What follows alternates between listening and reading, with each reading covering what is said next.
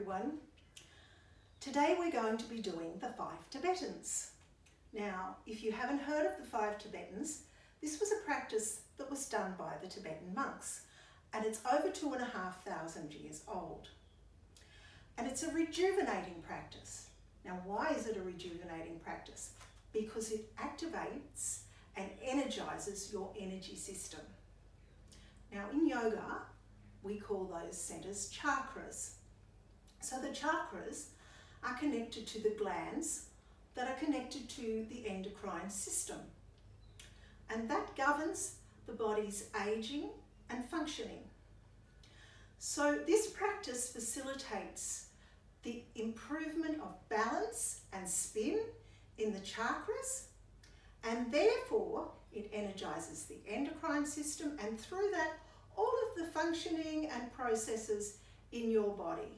So that's why it's a rejuvenating practice. So we're going to have a bit of fun with this today. So the first one of these 5 movements is spinning. Now, if you are uncomfortable with spinning, you have high blood pressure, balance issues, inner ear issues, don't do it. Otherwise, I think it's a really good idea.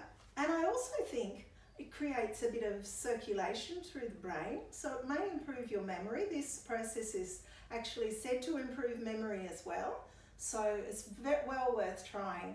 So we're going to just be putting the palms facing downwards.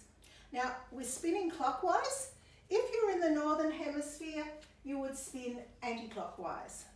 So just find a point somewhere in the room to just do your counting and count with your 10 spins, which we're going to be doing today. But this practice is meant to be done 21 times. So you pick a number that you feel comfortable with, but aim to bring it up to 21 times. Never more than 21, but try and do 21 if you can, and whatever number you can do under that otherwise. So once we finish spinning, this is the trick. We bring up our thumb, we focus on the thumb. Remember to keep breathing all the time you're spinning too. And just focus on your thumb until you feel that your whole body and your head has stopped spinning. And then we'll move on to the next one. Okay, so the next one is a bit of a stomach crunch. We're going to lie down on the mat. So just bring your hands in under your buttocks. And we're going to breathe in, lift the legs and the head. And that's 1, 2, 3, 4, 5, 6, 7, 8, 9, 10. Now, I always find with this, it's good to just release the neck. So just roll your neck from side to side with the breath and let it relax. The next one is like the camel pose, only it's just a little bit different. So with this one, you tuck in your toes, you bring your shoulders right back, bring your hands in under the buttocks or onto the back of the thighs even, and just roll back, breathing in and breathing out. So come back as far as you can. 2, 3, 4. So what you'll find with this, you'll probably find it's quite energizing on the thighs. You might want to give your thighs a bit of a massage after you finish doing this one. just to get the lactic acid flowing through, help the circulation. Make sure your shoulders come back as far as you can.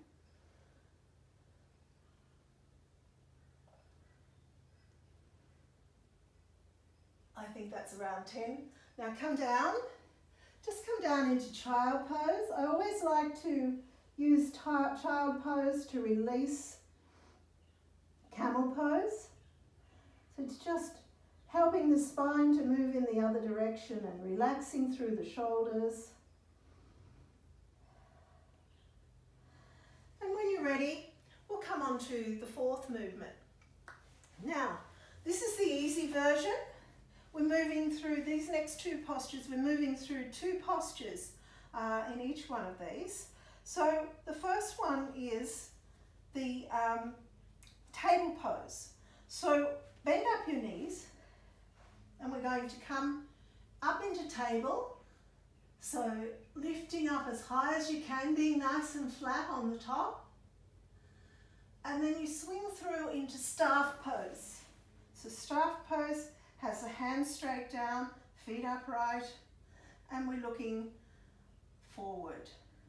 Now, in class, we do a little bit more fun practice than this. So what you want to do is get a couple of blocks. If you haven't got a couple of blocks at home, you can use a couple of big books, which I've got here. And you want to just have them sitting in as close as you can to your body. And this is a little bit more fun, but it requires a little bit of shoulder strength and probably a little bit more fitness than just doing the table and the staff pose on their own.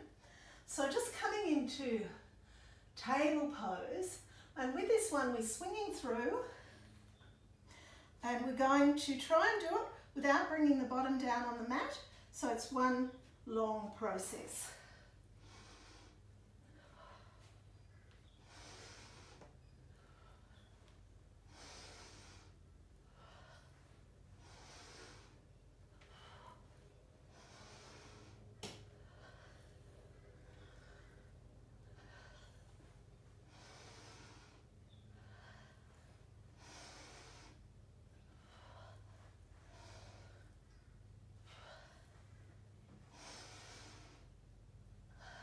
There you go.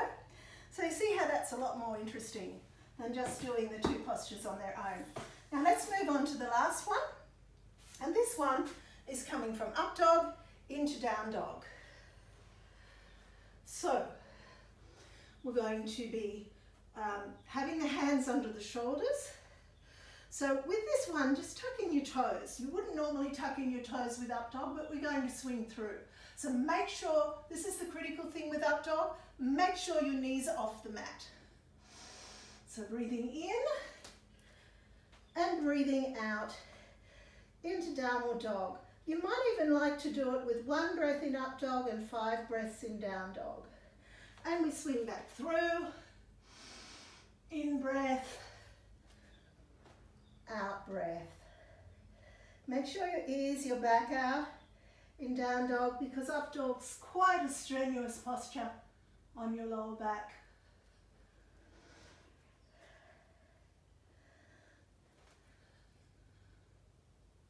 So just keep swinging through. Make sure you come into a good down dog, pushing back on your shoulders.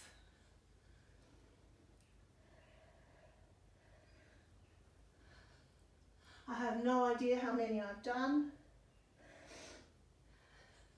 It's a bit hard to talk and count at the same time, but it feels like it's getting towards 10.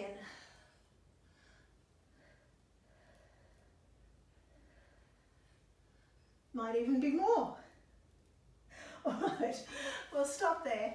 So that's the end of the 5 Tibetans. Once you've done it, just come into cross-leg position and just try and be aware of your energy centers. You'll probably feel a little bit more energized, and try and be aware of that energy flowing through you now. So after this one, make sure you do your meditation.